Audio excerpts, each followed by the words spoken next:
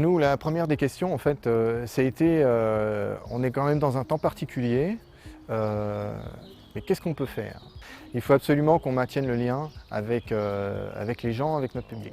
On travaille avec des populations qui viennent de l'extérieur, d'alentour, l'essentiel de la métropole, et puis aussi avec un public de proximité, avec le quartier qui est tout autour, avec là pour le coup un objet aussi quasiment de service public relatif à tout ce qui est la liaison avec les enfants et les jeunes dans le quartier. Voilà. Et les familles. On s'est dit on va prendre le téléphone et puis on va appeler les gens. Il y a eu justement une période un petit peu de sidération ou de stand-by où tout est resté en suspens un petit peu comme ça.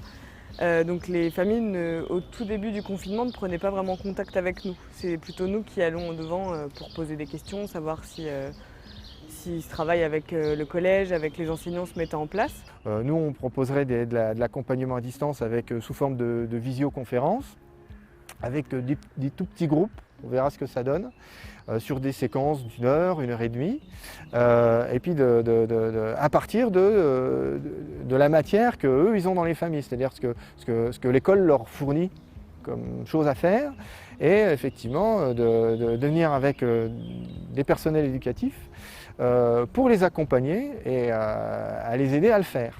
Donc nous, au niveau de l'association, on a essayé de s'adapter à ces différentes méthodes de travail. Parfois, c'était de photocopier ou imprimer des documents pour des élèves. Donc on a pu faire ça en se rendant dans nos locaux pour imprimer et passer au travers des boîtes aux lettres, des documents, des devoirs, voilà, ce genre de choses.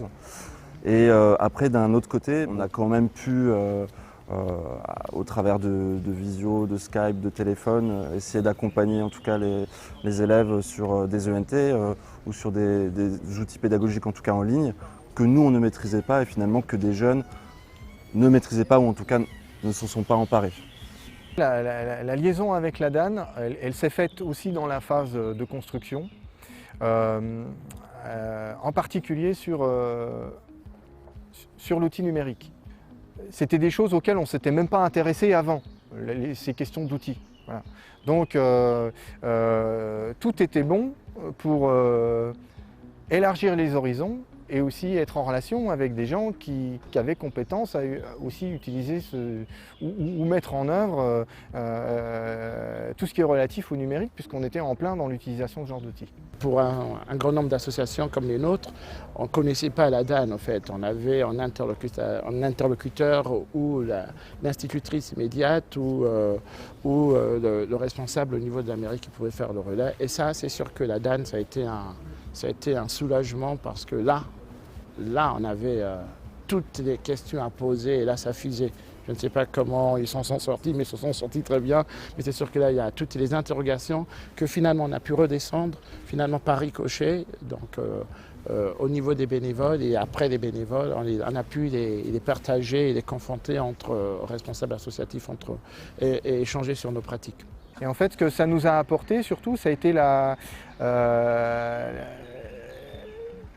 connaissance de l'écosystème de l'éducation nationale à l'échelle locale. On a eu aussi connaissance de l'utilisation de plateformes d'outils numériques, autres que ce qu'on utilisait. Donc, on a eu aussi pas mal de relations en liaison avec le dispositif de réussite éducative, donc pour ce qui concerne l'école primaire. D'accord ? Donc là, ça concerne moins l'ENT. Mais pour ce qui concerne l'ENT, il y avait des gens, en fait, ils ne savaient même pas qu'il y avait des suivis à distance pour les parents. Les gens ne savaient même pas qu'il y avait des choses qui pouvaient être envoyées. Nous, ça fait plusieurs moments à Espérance qu'on réfléchissait à ouvrir un peu un système d'aide aux devoirs pour certains enfants. Et ça s'est mis en place juste avant le confinement. 2 semaines avant, en fait, on a commencé à faire l'aide aux devoirs avec un groupe de 5-10 enfants, les mercredis après nos activités habituelles. Et du coup, ça venait juste de se lancer quand il y a eu le confinement et un peu toute cette réflexion de comment aider à distance. Donc on a beaucoup appris pour la suite et on envisage du coup de prendre plus contact aussi avec l'éducation nationale. On a plein de contacts aussi grâce aux visioconférences avec la DAN et du coup de mieux organiser ça pour l'année d'après, pour la rentrée. En termes de connexion ou en termes d'équipement informatique dans les familles, alors là pour le coup, tout le monde n'est pas à même égalité des chances. Je vous dis, il y a certains gamins qui nous ont été envoyés du dispositif de réussite éducative.